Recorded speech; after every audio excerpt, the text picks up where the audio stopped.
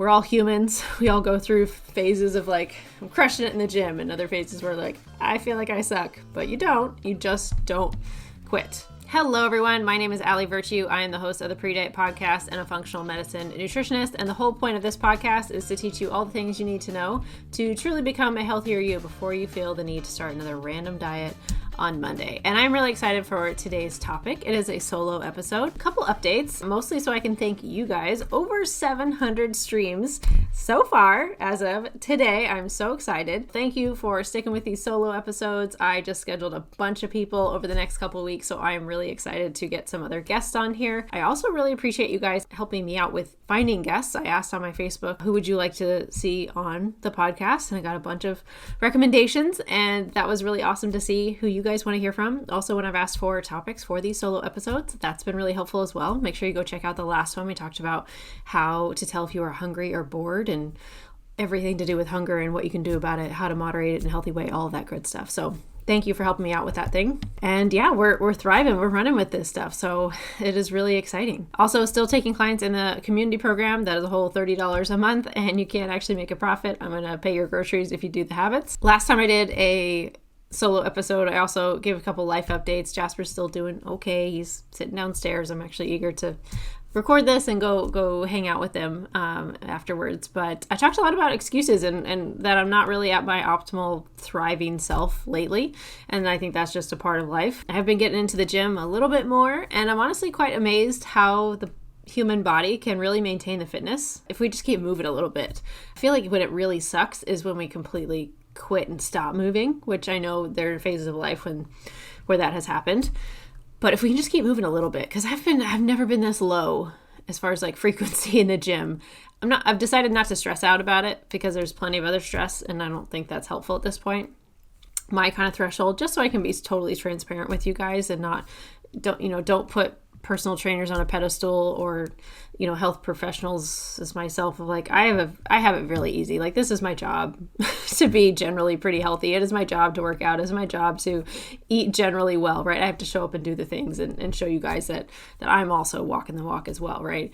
But I've never been I talk about my plan C being my absolute minimum, and I've never used that so heavily, but I am grateful I have that framework. So I have that defined. And so I'm not sitting there spinning my wheels of like, oh my gosh, I'm so stressed out. I don't have time to do this, that, or the other. Instead, I'm just doing as much as I can to stay relatively consistent. So I do something every day. I exercise, like a workout, like where I get sweaty and my heart rate gets up every other day. That's become my new minimum since basically my dog Jasper's on hospice and I want to spend as much time with him as I possibly can. And that's been like CrossFit classes 2 times a week the last couple weeks. I really want to increase that a little bit. But if he's up a lot throughout the night, I'm going to be up there with him. And if I have absolute garbage sleep, that doesn't really pan out very well because I still have to take care of my horses in the morning. So running has been really helpful. It's very accessible. We are very lucky to have like a long driveway. So I just run laps. And that's a quick way to get just a sweat on. It's not my favorite necessarily, but I'm really grateful that I have that quick option, that I've been utilizing that. It doesn't have to be perfect by any means. Even last week, it really got to my minimum and got some kettlebells out that aren't very heavy, but just set a 15-minute timer and did stuff. It wasn't super structured, just picked 3 movements, did those over and over again for 15 minutes, called it good, moved on with my day. Riding my horse has been helpful, going for a walk. So those are kind of like my bare minimums. Kind of some of them are like riding my horse. I have to do that anyway. Like, she needs to exercise and be fit as well. But just wanted to share that a little bit if that helps anybody realize that like we're all humans. We all go through phases of like, I'm crushing it in the gym, and other phases where like, I feel like I suck, but you don't. You just don't quit. That's the real secret sauce to this stuff, is just be completely relentless with the bare minimum and basic efforts. They pay off a lot. The topic for today came about because I was invited to take part in a local event called Hot Girl Summer, a glow up experience. This event was so much fun. So big shout out to Jordan Hill. If you missed it, you missed out.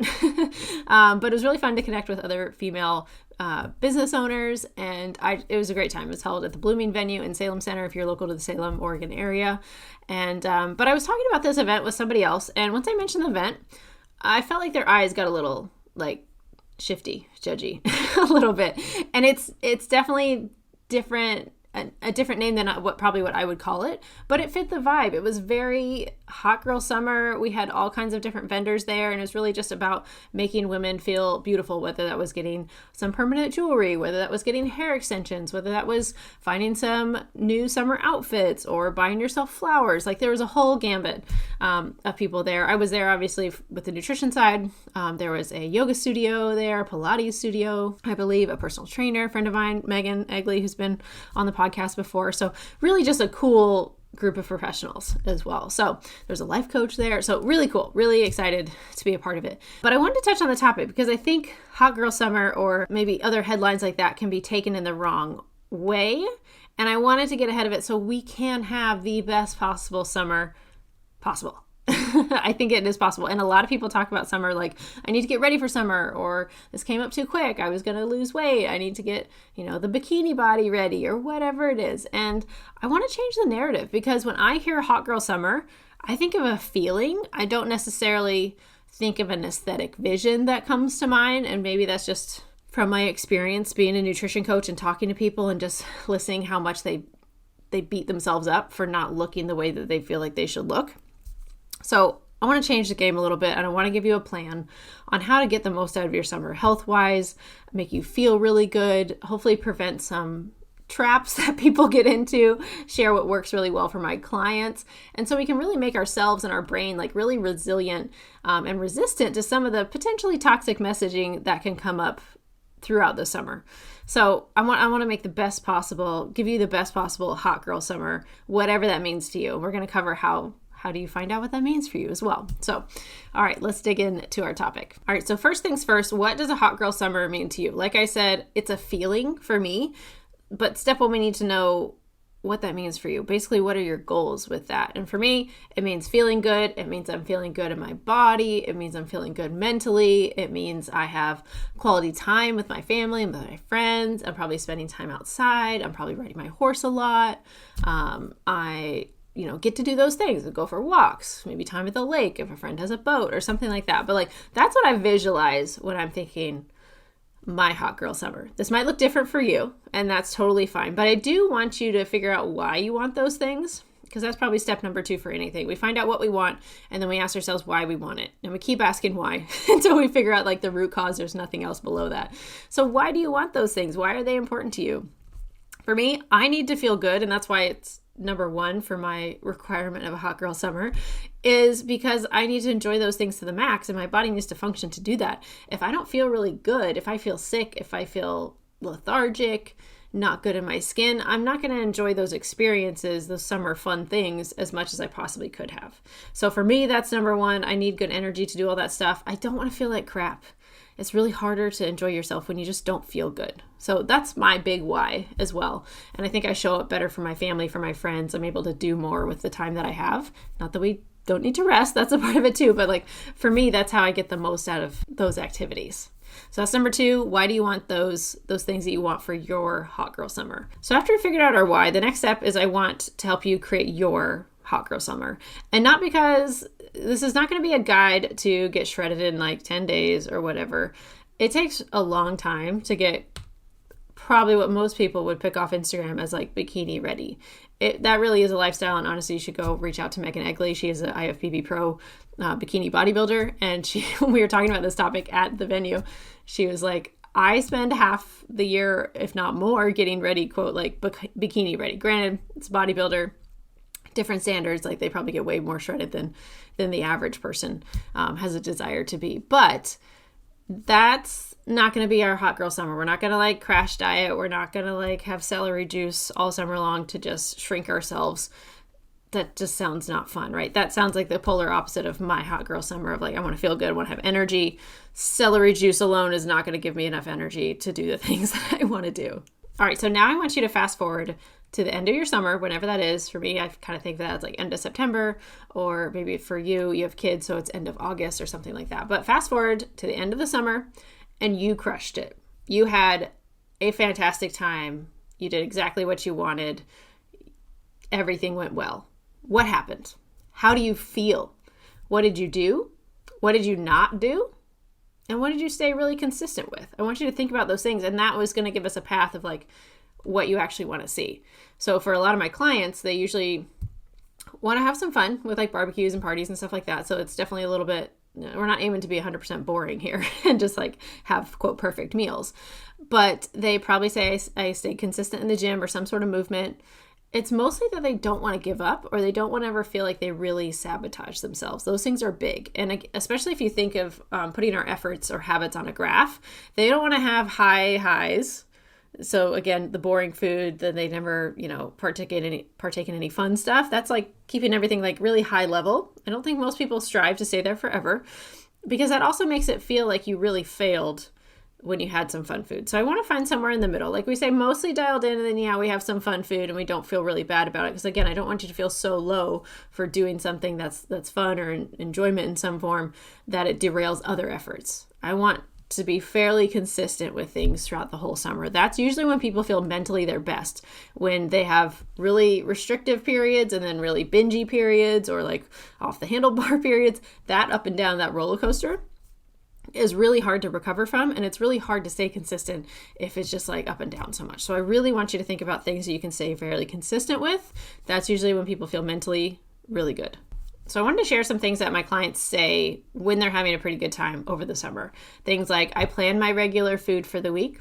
I chose what meals and when I'm going to have some fun food with. I planned my alcoholic drinks for the week or how many they want to have for the month. A lot of times that's like they'll have like 1 or 2 for the week. Some people will say like 2 nights with alcohol per month. Really got to define that for yourself. For me, I think like 2 drinks a week is pretty good health-wise.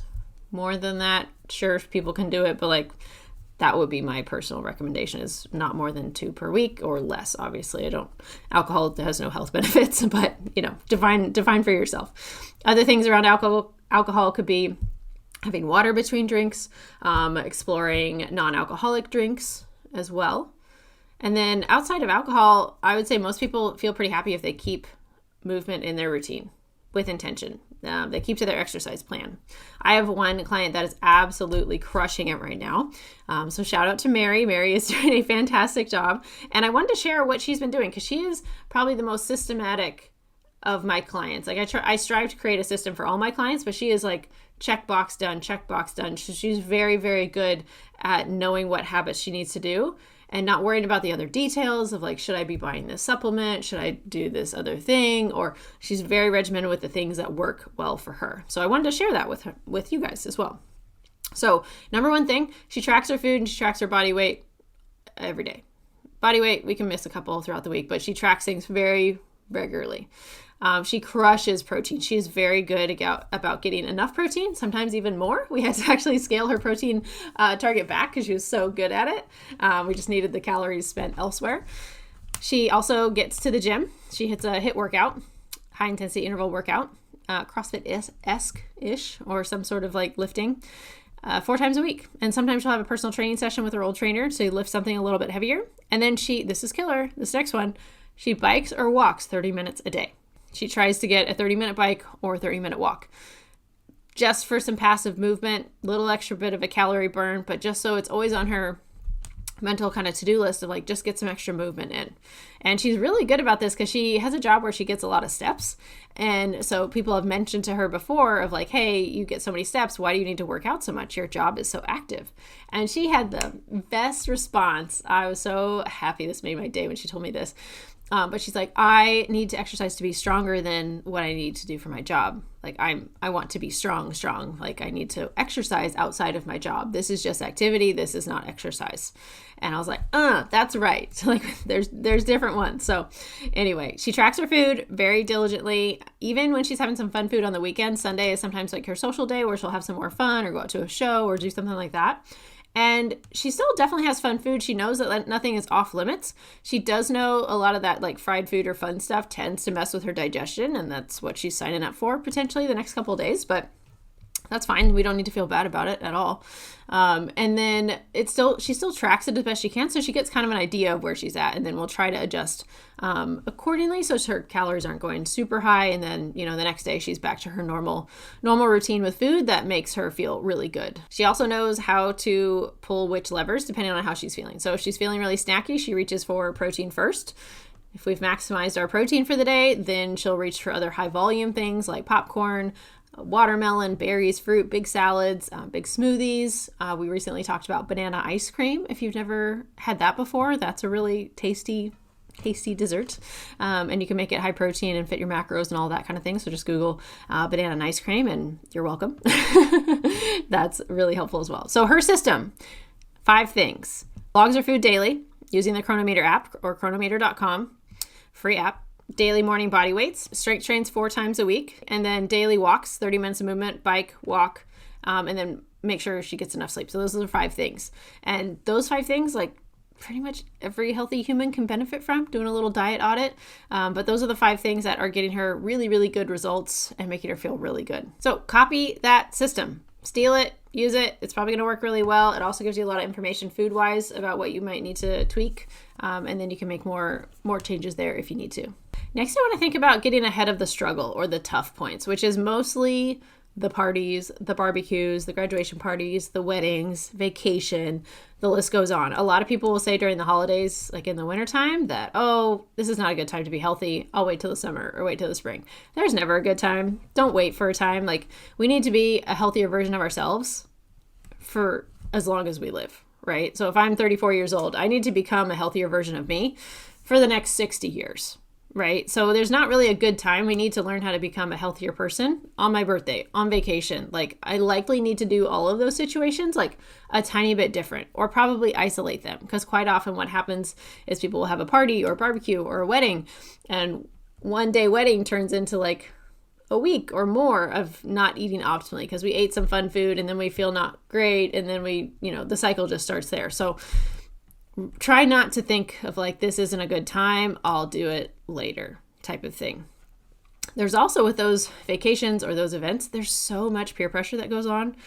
I mean, just think of how many times someone's like, oh, have another drink with me, have another cookie, have another slice of cake. Oh, grandma brought her special cookies. Like, won't you have another one with me? Or there's leftovers, please take them home with you, etc. So going on vacation or doing any of those things, like, it's definitely not just an isolated incident. Sometimes that stuff can drag out a little bit, and there's a lot of peer pressure that goes with it, and that uses up a lot of our kind of motivation battery, because you might come in thinking like, I'm so dialed, I'm crushing this, and then we have a party like that and it gets you off a little bit, and then again that motivation or momentum kind of slides a little bit, and it feels like it takes a lot of energy to kind of get back to that normal routine that was working so well for you.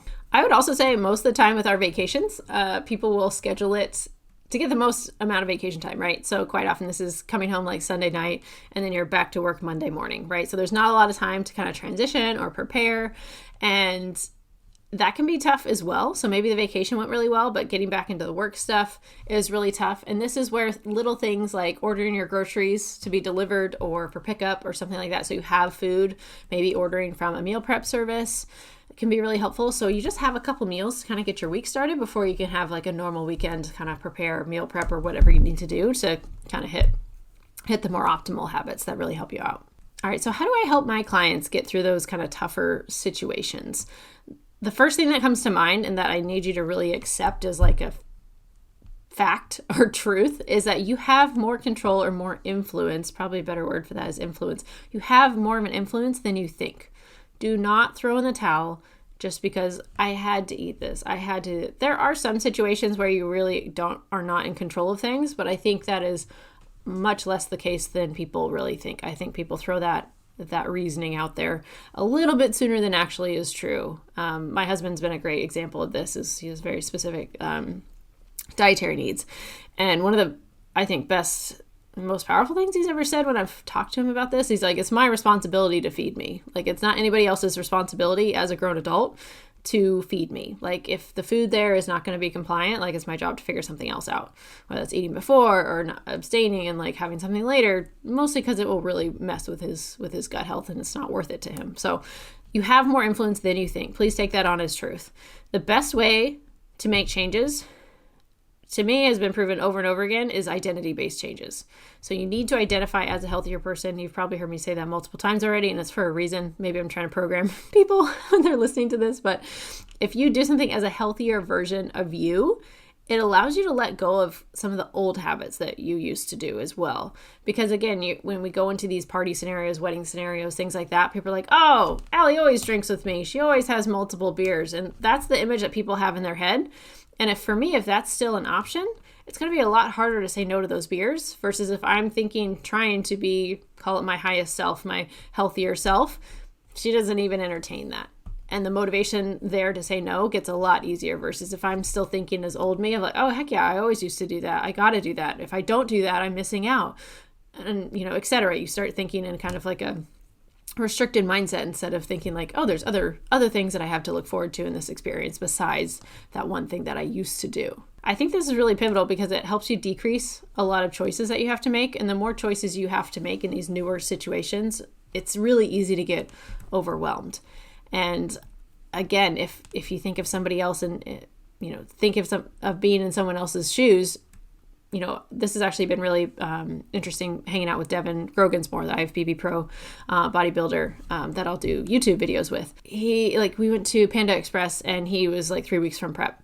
And he's like, I'm not going to eat any of this. And it was pretty good macros. It was pretty good option for we were both very impressed with that being an option. He's like, if I wasn't just this close to prep, I probably would have had this, but I'm this close and I'm not gonna mess with my system at that point, right? So if we have to take on that other identity, and I don't think we need to go as restrictive as taking on the identity of I am now a bodybuilder, I'm going to say no to all sugar and cookies and things like that. It's not what I'm saying. But also if my husband, if he has an allergy to something, he's not going to entertain that food. He's just not going to. So those are extreme examples, but just really to paint the picture of you do have a choice. We can think out of the box. If you really had to find an alternative option, I think there are some creative solutions we can come up with. The next thing that I try to help my clients deal with is peer pressure. I already kind of alluded to that already, but this might strike a nerve with me just because it takes me back to college when everybody on the team was trying to get the freshmen drunk, and I'm just so goddamn stubborn that it was just never going to happen. So when people peer pressure my clients and I see how hard they're trying when no one's watching to be the healthier version of themselves, and then I see so many people or hear about all the people at these events or their family or their friends really pressuring them to do things that don't serve their future health goals or their current health goals, that I find that really frustrating. So even if you don't have very specific things that you're working on, if you see someone else that is, please be supportive. Please don't pressure them. If they say no, that means no, and help them hold that boundary. So peer pressure is one. Some things to help with that are kind of playing out what could possibly happen if they say no, or if a friend gives them a hard time, and kind of talking those things through of what's the worst if someone keeps asking you? You can explain it. You can say, oh, I have an allergy to this, or oh, I have a health thing I'm working on. And usually that makes people uncomfortable enough to they'll back off. Hopefully. I don't know your people, but usually there's a phrase that we can come up with, and you can workshop it with a friend of or maybe have a wingman, whether that's your spouse or a friend at a social event of hey, will you hang out with me? Or maybe you can talk to these people and say I don't want to talk about this, and maybe give them a heads up. And so hopefully that can just make it a non-issue. That can be really helpful too. So as you're thinking about these events, think about what your healthier self would do in these situations. So for me, if I had one cookie, I was going to have all 5 cookies. I definitely had a issue with overeating and binge eating potentially. So now is a healthier version of myself. And definitely for a while when I was in the thick of it, I would try to avoid desserts. But now I realize the healthiest version of me does have desserts. And I mean that mentally because I don't think it's helpful. I don't strive to be so restrictive that I feel like I can't have a cookie. I think I'm in the best possible spot when I feel like I can have a little bit of that stuff and it doesn't have a control over me. So that's my evolution of the healthiest version of me. Is able to enjoy 1 or 2 cookies, or ideally actually if I can share some desserts with a friend or my husband, and I can have half a cookie and we can try different kinds of cookies. So if there's multiple desserts on the table, I definitely would like to try them, but I don't feel the need to have all of them, eat all of them. I just want to experience them. So that's my particular goal. Figure out what your particular goal for each event is. Also, maybe again, talk to that wingman, talk to that spouse, and see what you can kind of come up with of hey, okay, my goal is to not have any desserts Saturday night because I know Sunday I'd rather have the desserts at the barbecue instead of Saturday. Come up with your plan so it's just a little bit more moderate. It's just not what you used to do. Because what I used to do would leave me feeling bloated in a fancy dress, and that is one of the worst feelings, is feeling just bloated in nice clothes. It just makes me want to go home as quickly as possible. I hated that feeling. So that is a big motivator for me to keep striving to do the things that make me feel my best. I also want you to keep that healthier version of you in mind the next day. This might seem counterintuitive, but I think the next day is when people tend to get the most restrictive. So if you do mess up the night before, take myself as an example. If I ate too much, feel bloated in my dress, feel bloated the next morning, my hands are puffy, water retention, like it's just really don't feel good. I still have those negative thoughts of like, oh, I should do an extra workout today, or oh, maybe I should do a fast, or go to the gym more this week. Or I've heard people say like, I'm going to go to the gym every day this month, or I'm going to do a juice cleanse. Don't do that. I don't think that's what the healthiest version of you would do. Just like I said, the healthiest version of me doesn't abstain from cookies. She eats a moderate amount of cookies that still allow her to feel good. You can also think about this as like pro athletes. A pro athlete doesn't do extreme things. They likely have a very systematic approach of like, they work out these days, they recover these days, they have practice these days. Like they don't deviate from that or do extreme things. They stay very consistent with the system that works well for them. All right, so I want to circle back to, or keep working on these social events, because I do think these are one of the hardest things that people have to like learn to navigate. And one of the best things I think to do, because I mentioned how busy the summer can get. I mean, you can have so many birthday parties, anniversaries, weddings, all in this 1 week. And this is something that I talk with one-on-one clients about constantly. So my question that I ask each week is like, what does your calendar look like for the next week? Are there any social events? Are there any things that can make our normal habits harder? And some people have said, I have 3 graduation parties this weekend, and I have, my anniversary or my husband's birthday is on Tuesday. Like this stuff happens. So if we know about that, we can instantly look at the week and see, okay, I have a lot of opportunities for fun food, and we can talk about what sounds the best and what we want to prioritize, because we probably don't want to say yes to everything. We don't probably want to say yes to every single one of those fun food events. Like that's probably going to delay our progress for the week if we have a weight loss goal. But also usually people just don't feel good. I think somebody called it pizza gut. That was a really good one. They're like, I don't want to have pizza gut. I don't want to have pizza gut. And I was like, okay, so like let's not have pizza. That's clearly not one of the fun foods that is the best investment if we're gonna have something fun. So think about that. Zoom out for the week. Not every meal on vacation is special. Super unpopular opinion. I don't think every meal on vacation has to be fireworks. Even if it tastes great, I think it's still really good, depending on what you want as your goal for the vacation or how you want to come back after vacation.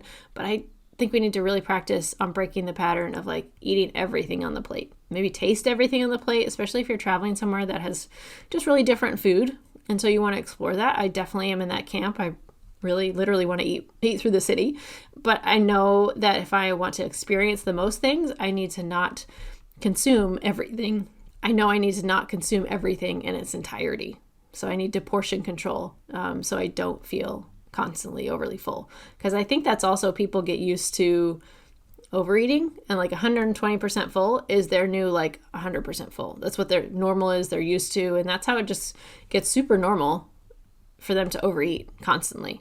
And then that becomes our number one thing to kind of unlearn, is like, oh, I have to dial it back. I have to be okay with being a little less full.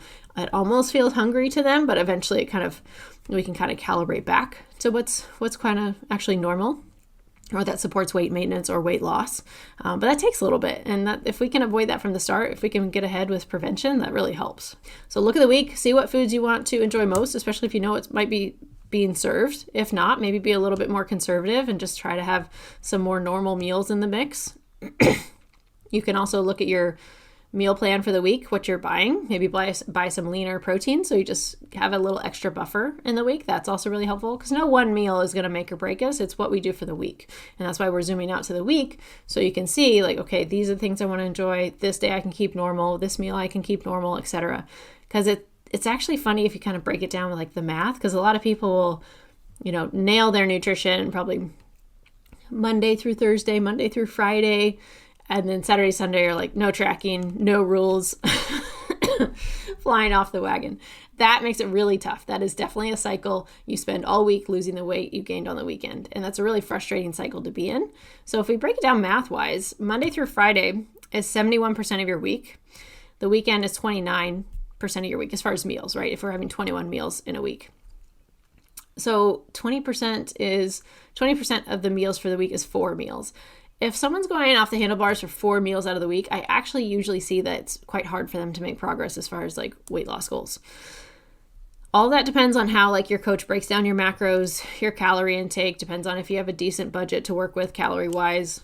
all of that kind of depends. But in general terms, I find it kind of hard for people to progress if they're having probably more than two fun food meals. It's not impossible, but that's probably the generalization that I would make. Again, probably super unpopular opinion, but I don't want to lie to you. I just want to share what I observe after about 9 years in.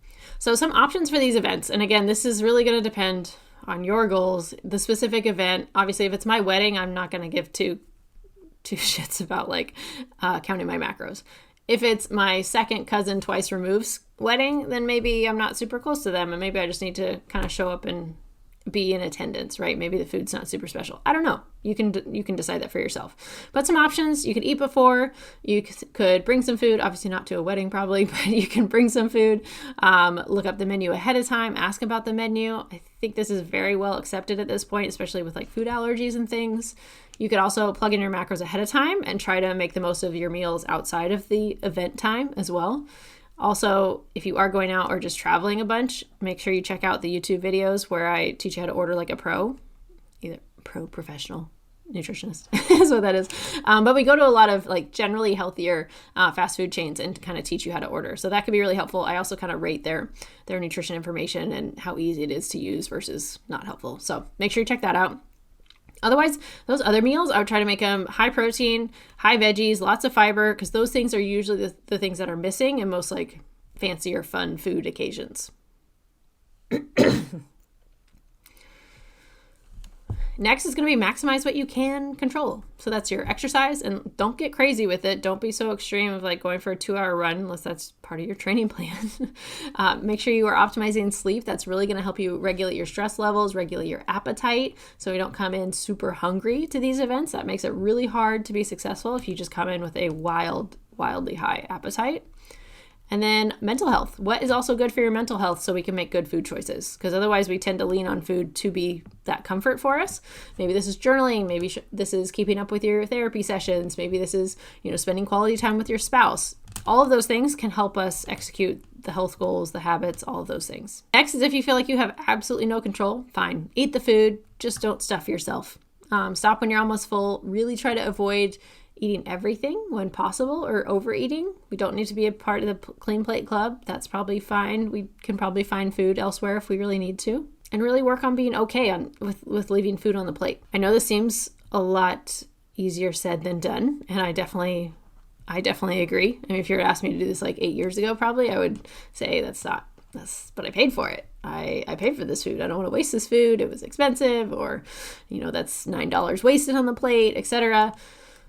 Try not to do that math, because we have bigger goals long term. $9 over a longer period of time of constantly training ourselves to overeat is really tough. So try to take it home. Try to be okay with leaving it on the plate if you know you're not going to eat it home, or if you know it's food that you don't really need to be eating on a regular basis. You make that decision, but really practice this, because I think it is hard. I think it does take time, and it's a skill I think healthy people have. All right, next I have a little gift. If you would like to join the Become a Healthier You group program, I'm going to put a resource in there. It's going to be a big PDF list of kind of my go-to healthier options. So whether you're hosting a party or a potluck, or you're going to a potluck, I'm going to list a bunch of meal ideas that you can use for those occasions, just to give you some more ideas. I don't think this is necessarily hard. I think we just get stuck in our ruts of making the same stuff. Okay, I think we have covered most of the things you need to have a hot girl summer your way. Whatever you want for you, I think we can do that with the skills we've talked about today, because I don't want you falling for any of those headlines that say, drop a dress size in 7 days with this one weird trick. Ultimate 10-day detox to flush out toxins. Let's not go there. Any of those things that have that kind of hint of slimy tactics, let's leave those alone. Let's not do that this summer. Let's have a good summer. Let's have our own hot girl summer. So let's leave those behind. I would also say maybe do a little audit of how we talk about things. The last thing I want to touch on before we wrap things up is how you talk about food. And especially if we're seeing people that we haven't seen in a while, I would say very, very conscious of complimenting based on looks, unless you know the context of so-and-so has been really working on their health. Hey, you look great. I haven't seen you in so long. You look really happy, or you look really strong, or something like that. I wouldn't always say, you look great, you've lost weight. Don't always associate weight loss with things that have been going well. They could be depressed. They could be really stressed out. So I think those are also phrases to kind of leave behind as well, as much as possible. Also, just if we're in those events, and quite often people want to make light of like maybe some fun food that's around and be like, oh, it's okay, it's my cheat day, it's my cheat meal for the week. I wouldn't really engage in phrases like that either. Try to really break up that whole food has a moral value thing. I don't think that's very helpful. So if we can break those things up, I think those little changes also help, again, create this much more positive atmosphere around food. All right, to close things out, I'm going to do my minute of motivation. Hopefully I can keep it to a minute, but this is just a little segment to give you a little boost. Hopefully the information we talked about today in the episode was helpful, but this little minute is some things that really keep me motivated to do the things when I don't feel like doing it. So the thought that comes to mind for today is I was doing one of my morning runs. Again, I said that morning runs aren't necessarily like my favorite form of exercise, but I've been really grateful for them, for the ease of it, but also because some of my clients can't. They can't just get up and go for a run. And that's not like a thought of like, I'm better than them. It's not. I'm really grateful that I'm currently not dealing with an injury or illness, chronic illness, any of those things that would prevent me from doing those things. So that's been a really kind of key and helpful thought of, I'm really grateful that I can do this, and I don't need to do more. So it's motivating, but it's also kind of a relief as well, because I can easily have those thoughts of like, oh, I should be doing more, or I should be running farther, or I should be running faster. And those thoughts of reminding myself to be grateful that I can do it also give me some relief in the sense that I don't need to do more. I don't need to do the most. I don't need to say I should be doing X amount of speed or volume or whatever. And it's not about that. It's about not quitting. It's about getting yourself to keep taking action, even if it's small action. And I thought that was pretty perfect to pair with today's kind of message, because we want to enjoy the summer, and we need to use our body to do it. So I need to use my body. I need to make sure my body is exercised on a regular basis so it can function well, so it can be healthy, to truly get the most out of my summer. And maybe that'll be my kind of all summer long type of celebration. All right, guys, that's what I got for you today. Hopefully you enjoyed today's episode. If you did, please share with a friend, maybe your fitness buddy, your accountability buddy.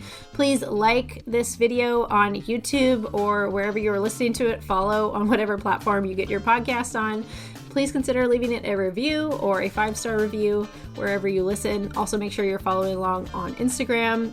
Share this episode on your socials if you can. And lastly, make sure you subscribe to the Free Shit Friday email list to get all the exclusive free downloadables every single week.